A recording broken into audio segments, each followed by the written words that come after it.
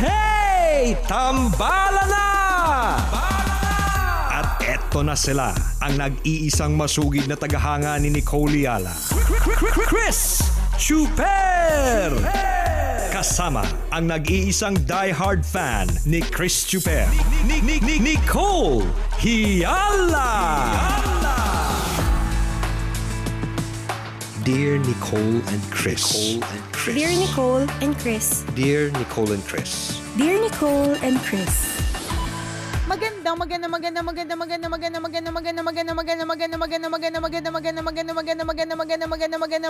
morning, Luzon, Visayas at Mindanao, Metro and Mega Manila. Partner question. Yes. Gaano kataas ang iyong praning levels nowadays? Yan. Baliw na nga, di ako praning, partner, baliw. Nakakaloka, nakakapraning Alam mo yung Oo, hindi praning, baliw levels, Baliw, iba na baliw, partner. baliw, baliw. Sa bagay, noon pa man, baliw naman talaga tayo. So, consistent lang. walang Regardless nagbago. of the time. Correct. Oo. Regardless of COVID, regardless of Yes. pandemic, regardless of quarantine period, baliw noon, baliw pa rin ngayon. Tama. Ay, nako. Hindi kasi Ikaw, diba, anong praning levels meron ka? kasi kung partner, kung sasabihin kong konti lang, parang hindi ka naman maniniwala. Alam mo naman, praning talaga ako. Napapraning lang ako, partner. Kahit na alam ko naman na normal para sa atin na sumakit yung lalamunan kasi napapagod. Alam mo yun? Yun yung kaya nga kanina, alam mo, partner, nagpabili ko ng honey.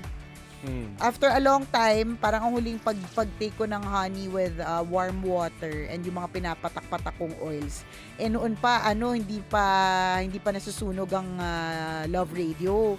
So, bigla ako naghanap sa Viber group namin ng pure honey kasi parang feeling ko ang init ng lalamunan ko. Pero yun yung init ng lalamunan, partner, na regular kong nararamdaman kapag ka napapagod yung lalamunan ko. Kaya lang, syempre, hindi ito yung panahon na init yung lalamunan mo, di ba? Siya Kaya parang may konti ka lang maramdaman, no? Yung tipong pinagkwentuhan na natin ilang beses noon, na kapag may humatching, ibang praningan levels Correct. meron yung mga tao na parang, Tama. may Hindi humatching, napapalayo ng konti, Totoo. diba? Totoo yan. Parang iba talaga yung pakiramdam. Parang feeling mo may something talaga sa'yo kahit wala naman. Nakakaloka kasi hanggat wala kasing gamot, parang you can't help but feel stressed out kung ano ba talagang mangyayari, 'di ba? Dahil dito sa COVID na ito, slowly naglo-loosen up na yung ekonomiya, ganyan. Nakakapraning talaga, promise, as in ibang level. Di ba noon nga, nung nawalan tayo ng panlasa pareho noon, sobrang kakaibang kapraningan din yun.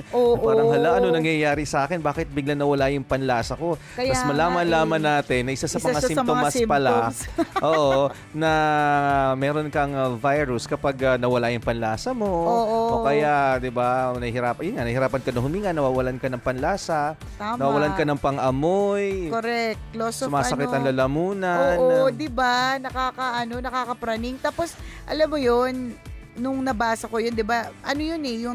Yung loss of natin, sense of smell and taste natin was early in the quarantine period, partner, 'di ba? Bago pa mag-quarantine period, nag-uumpisa pa lang yung chismis tungkol sa COVID. Meron na tayong sakit parehas, 'di ba? Kaya parang yung mga tao parang pinapaiwas na sa atin. Kasi meron tayong nakakaramdam tayo ng hindi maganda. Dati noon, partner, kapag masama ang pakiramdam mo, ang concerned lang sa'yo pamilya mo. Ngayon, pag masama ang pakiramdam mo, ang concerned sa'yo buong barangay na. Nako, totoo ka dyan. Buong nation, 'di ba? Buong city. Lahat sila nag-aalala para sa'yo. Nag-aalala, correct, 'di ba? Kasi baka may exposure sa'yo, baka alam mo yung mga ganong klase mga eksena, nakaka-lurkay talaga. Nakakaparaning. Kaya ingat po tayo, mga kaibigan, kasi totoo, ito paulit-ulit naming binabanggit sa ere dito sa radyo, na hindi kasi natin nakikita yung kalaban natin, 'di ba? Hindi rin natin nahahawakan, wala tayong kapasidad para ma-determine kung nasaan, 'di ba? anong oras darating yung kaaway natin. Yun pala, nasa harapan mo na. Yun pala, Tama. katabi mo na. Correct. Diba? Hindi mo masasabi, tapos ang dami pang asymptomatic. So yung Yes. akala mo, alam mo kaya ako napapraning partner kasi parang ang dami ko exposure sa maraming tao ngayong araw na ito eh. Hindi, kahapon. May mga errands ako eh. Kaya nga nakakapraning, tapos pagdating ng umaga, parang ang kapal ng lalamunan. Yung regular na nararamdaman ko pag alam ko mawawalan ako ng boses. Parang, di ba for us na radio personalities partner, normal yun eh. Occupational hazard natin to eh. Na at times, nagkakaroon talaga tayo ng sore throat. Pero ngayon, di ba, sa panahon ngayon, this is not the perfect time para magka-sore throat. Tama. Hindi mo siya Kapraning. maiwasang hindi i-associate sa sa virus ngayon. Correct. Tsaka partner. Pero tutusin, hindi ka lang naman pala talaga nag-toothbrush kagabi. Tama, kaya ganito yung nararamdaman. Pero totoo, di ba partner, parang kung tutuusin, yun nga, pwedeng hindi ka lang nag-toothbrush kaya para makapal yung gilagid mo, makapal yung lalamunan mo, di ba? Pero sa totoo lang, kung tutuusin din, kung ikaw ay radio DJ o kaya ikaw ay teacher, di ba? Normal lang din talaga na kapag nag-overuse ka ng lalamunan mo, talagang sasakit. Nakakapraning lang talaga kasi mabuti man lang kung wala kang ibang kasama sa bahay eh. Mabuti man lang kung ikaw lang. Pero kasi 'di ba, paano kung may bata? Paano kung may matanda? 'Di ba? Yun yung mga nakaka-lurky talaga. Tapos pa partner, 'di ba may mga kumakalat na true stories daw na mga nabasa ko to ilang beses na na parang the whole quarantine period, hindi lumalabas yung senior sa loob ng bahay. Nasa loob lang siya, walang paglabas kasi nga bawal lumabas. So sumunod. Pero tinamaan pa rin. Alam mo kung bakit siya tinamaan? Kasi hindi man siya lumalabas, may mga tao sa loob ng bahay na lumalabas. Katulad nung driver. So yung driver, syempre, dahil driver siya, ibig sabihin, may mga iba't ibang lugar siyang mga pinupuntahan. At dahil may iba't ibang lugar siyang pinupuntahan, maaaring meron siyang exposure sa kung saan man, 'di ba? So dahil doon, nadala niya. Paano kasi kung halimbawa hindi naman nagpa-practice ng safety protocols, 'di ba? Na pagdating ng bahay, iiwan lahat ng damit, yung mga ganun ba, iiwan muna sa labas, maliligo muna bago makiharap sa ibang tao. Paano kung hindi ni ginawa, 'di ba? Tapos nandun yung virus. Sa damit pa naman din, parang ilang araw ang kapit ng virus. Yun ang sabi, partner. Kakapraning, ayoko na nga pag-usapan. Nakakaloka. Napaka-tricky. Ang galing gumawa ng tricks nitong virus na to eh. Yun nga kasi hindi mo siya nakikita. Akala mo wala lang pero yun pala nakakapit na.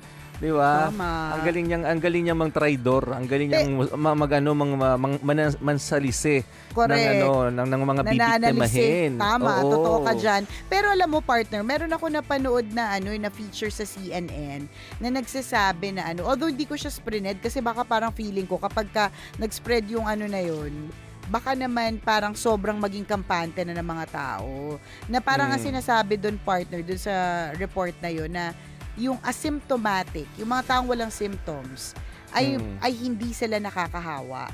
Yun daw ang sabi ng World Health Organization. Pag isang asymptomatic ka, hindi ka daw nakakahawa. So yun nga, parang yung body natin has a natural way of overcoming it. Parang, di ba, parang katulad ng yung antibodies mo. Oo, yung antibodies. Nilalabanan Correct, na siya. Tama. So, hindi ka na makakahawa. Kumbaga protected ka na, parang gano'n. May shield ka na, gano'n. Yes, 'di ba? Avengers ka na, gano'n. Kumapit man siya, hindi ka na wala hindi na basta siya. hindi ka daw nakakahawa, 'yun ang sabi. Mahirap naman mag-spread ng mga ganong balita. Kung una sa lahat, sure ba ako na galing sa CNN 'yon? Baka naman, 'di ba?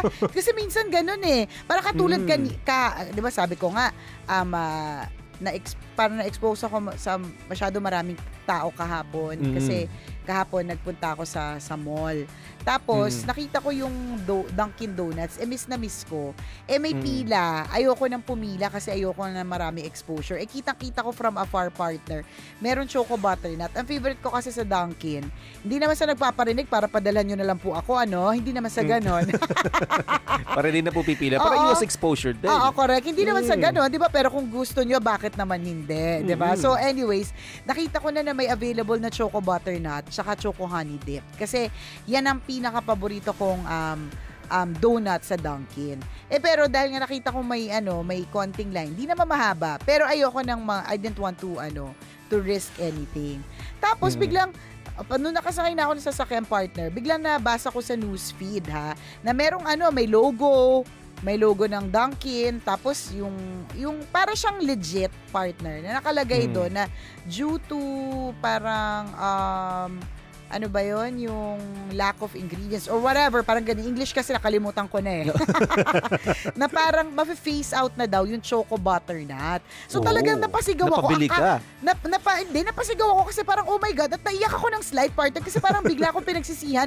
Last ko na ba to na nakita kanina, tapos hindi ko man lang nagawa ng paraan para bumili. Diba? So sabi nung kasama, naawa ka doon sa mga donuts. Mawawala na sila sa earth. Hindi lang yung, partner. Naawa ko sa sarili ko na at sa lahat ng mga paborito ang variant na yan na hindi na makakatikim, 'di ba? So syempre, partner, super panic ako, napasigaw pa nga ako, napapreno pa yung asawa ko. Sabi, ano nangyari? Sabi ko, oh my God! Sabi ko, oh my God, yung balita! Tapos sabi nung isa kong kasama sa sakyan, sabi niya, galing ba yan mismo sa site ng ng Dunkin? Sabi ko, hindi, parang shinare lang ng friend.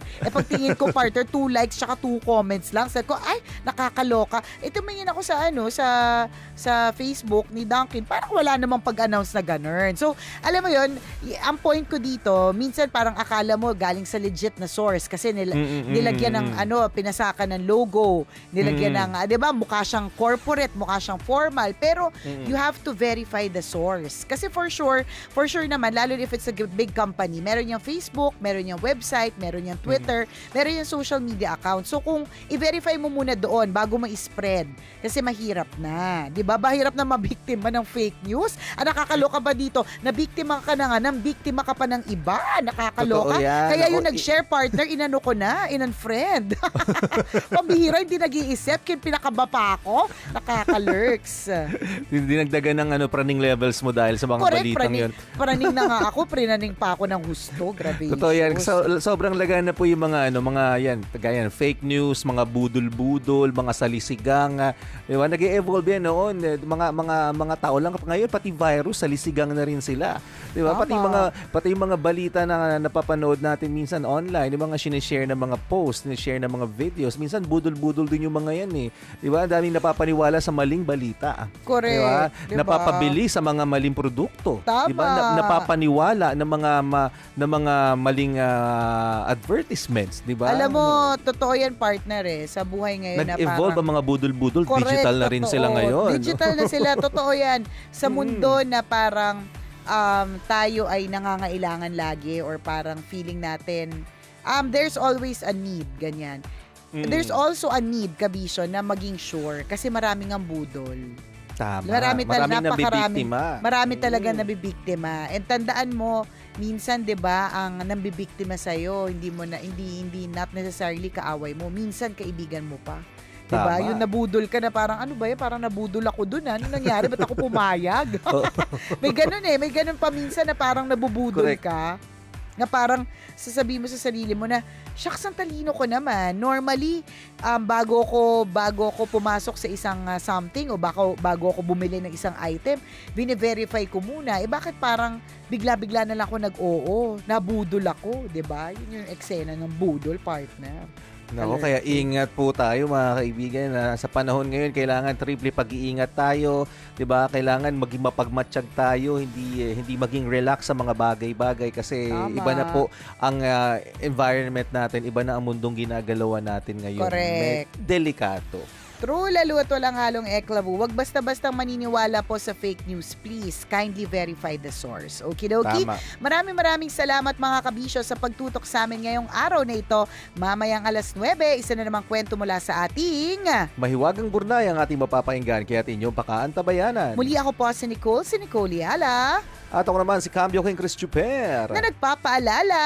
Una, magdasal ka para mabuhay ka. Pangalawa, mag-face mask ka para mabuhay naman ng iba. Yon! Always your number one. SM Radio Station.